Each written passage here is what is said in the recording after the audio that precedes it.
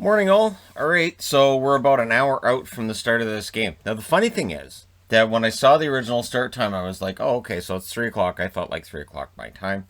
It's 3 o'clock Eastern. It's 12 o'clock my time. It's noon my time. So we will have Tampa Bay and the Islanders playing each other. And that's game one. And of course, there'll be other video stuff we'll be posting today, but I'll be watching that, taking my notes and all that. And for longtime viewers of the channel, a year, I'm going back to the tall board for the semifinals. So I decided to use the tall board for the semifinals, and in the midst of reorganizing all these. Now, for Tampa, I gotta say, it's weird, the whole Kucherov thing, and with every round, the chatter's getting louder and louder and louder about how they cheated and all this. And it really is reminiscent of 2015, how the Chicago Blackhawks had Patrick Kane injured. They went out, they got Antoine Vermette, which would have put them over the cap, but they didn't have to worry about it because Kane was injured. And so Kane came back in time for the playoffs. No rules were broken. The NHL looked at this. They did. And I mean, it's like, so I mean, the basically, I mean, if Kucherov had faked surgery, right? It's not a thing. So Tampa Bay tonight continues this march. And I know there's going to be people who are really, really angry about them, breaking the salary cap rules. What would have happened for Tampa if Kucherov had been able to play is they would have had to just basically dump off players. They would have had to put guys in the minors. They would have had to play around with it. The interesting thing to me is that there are a lot of teams that do exactly that. And I've always seen it as kind of a cap manipulation to have guys in the minors, to have all that buried money and the buried contracts. And that's why you can only bury a certain amount. You can't bury the whole thing because of the Rangers with Wade Redden and what happened with that. So it's not really anything new. It's evolved from what it was before, where you could bury an entire contract in the minors.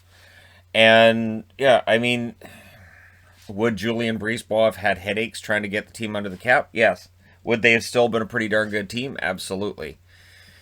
So, we'll see just how loud this chatter gets, but it is seemingly getting louder every round. It's funny, too, because if they had lost to Carolina, if they had lost against any team along the way, if they lose against the Islanders, immediately then the chatter would become, well, see, they were over the cap and they still couldn't win. So, all right, I wish them the best with this.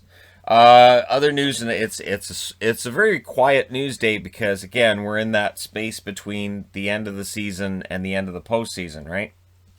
So David Krejci, non-committal on wanting to return to Boston. He's a UFA, and Bruins fans have been very vocal about, oh, we'd like to keep him around. Yeah, we'd love to keep him around. But Krejci, who stated when he was younger he wanted to finish his career in the Czech Republic, that was his plan. That's his home country, is now saying he wants to do that as well because he now has kids, he's married, his kids don't speak Czech, and that bothers him. He wants his kids to speak his native language. So it sounds to me like he's really thinking about it. He says he's going to take a couple of weeks and think it over. And again, Krejci had a really good run after Taylor Hall arrived, and that worked out great. I would not be surprised to see Krejci. He's 35 years of age. So if he's going to return home to the Czech Republic and play, this may be the time for him to do it. But we'll see what he does, right? Rick Bowness is announced as well, at least he's stating, that his plan is to keep Jamie Benn at center next season. I like this idea. I like the idea of Ben on one line and Sagan on the other. Ben definitely, I thought, was a better player at center than he was on the wing. So looking forward to seeing that on the ice next season. Dallas should have some sort of a bounce back. Now, whether that puts them back in the playoffs and if they're contenders again, we'll see.